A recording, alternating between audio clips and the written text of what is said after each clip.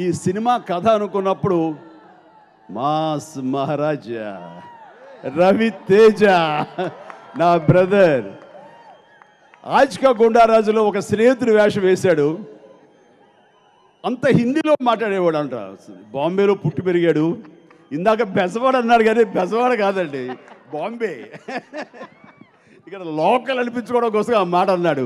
Yes, బెజవాడే, కానీ ఎక్కువ పుట్టింది పెరిగింది బాంబే.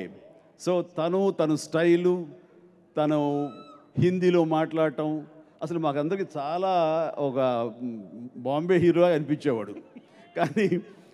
కానీ అమితాబ్ని ప్రేమించేవాడు. ఇటు సౌత్కి వస్తే కనుక నేనంటే ఇష్టం అని అప్పటి నుంచి చెప్తుండేవాడు, మా సినిమాలు చూసి ఇదేనని. అండ్ అలాంటి రవితోటి ఆ సినిమా చేసే అవకాశం నాకు లభించింది. ఇది ఉండి నువ్వు తక్కువ కాదు, ఏదంతా వేతి నన్ను మాట్లాడండి కాదు ఇది కదా. మళ్ళీ నా క్యారెక్టర్ వచ్చేసింది బయటకి. సో ఆ తర్వాత అన్నయ్య సినిమా చేయటం, అందులో రవితోటి ఎప్పుడున్నా సరే అండి ఒక్కోసారి కోపం వచ్చేస్తుంది. అది యాక్టింగ్ మీద దృష్టి పెట్టేవాడండి. ఓ కబుర్లు చెప్పేసి ఎంటర్టైన్ చేసి నవ్వించేసి చాలా గందరగోళం చేస్తాడు. చాలా అల్లరి పిల్లాడు. అండ్ అలాంటి రవి చూస్తుండగా, అన్నయ్య నుంచి చూస్తుండగా అలా ఎదిగి ఈ రోజున మాస్ మహారాజ్ అంటూ తనకంటూ ఒక ముద్ర వేసుకుని తనకంటూ ఒక ఇమేజ్ని ఏర్పరచుకున్నటువంటి ఒక చక్కటి నటుడు. నేను ఖాళీ దొరికితే ఇతని సినిమాలు చూస్తుంటాను. ఎందుకంటే మాస్ ఉంటుంది, అటు క్లాసు ఉంటుంది, డ్యాన్సులు ఉంటాయి, అల్లరత ఉంటుంది, చిలిపితనం ఉంటుంది, ఎక్కడ వెటకారం కూడా ఉంటుందండి మనుషుల్లో. అది నాకు మరీ లైక్ చేస్తాను. ఇవన్నీ మీరు చేసి మీ నుంచి నేను వచ్చిన ఇవన్నీ నేను చేసే కామెడీ నువ్వు చేసే ఎటకారంగా ఉంటుంది అబ్బాయి అది. అందుకని సో ఎప్పుడైతే బాబీ ఈ క్యారెక్టర్కి తను ఉండాలి అనగానే నాకు భలే ఉత్సాహం వేసింది. ఎస్, నేను చేసి ఈ క్యారెక్టర్ ఢీకొనేలాగా మళ్ళీ వచ్చేస్తుంది బాబీ బయటికి.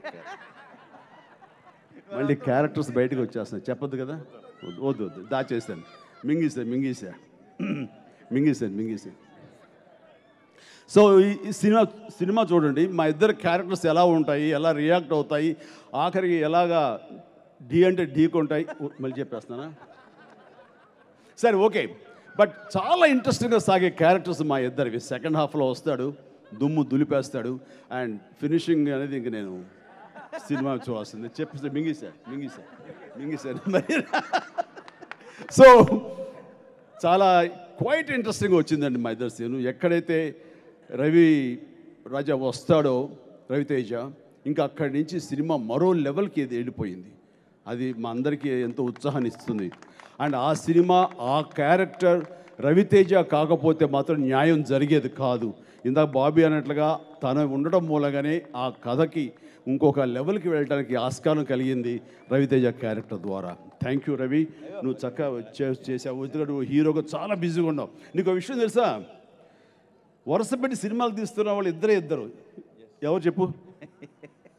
యా, మేమిద్దరమే వరుస సినిమాలు పెట్టి చేసుకుంటాం.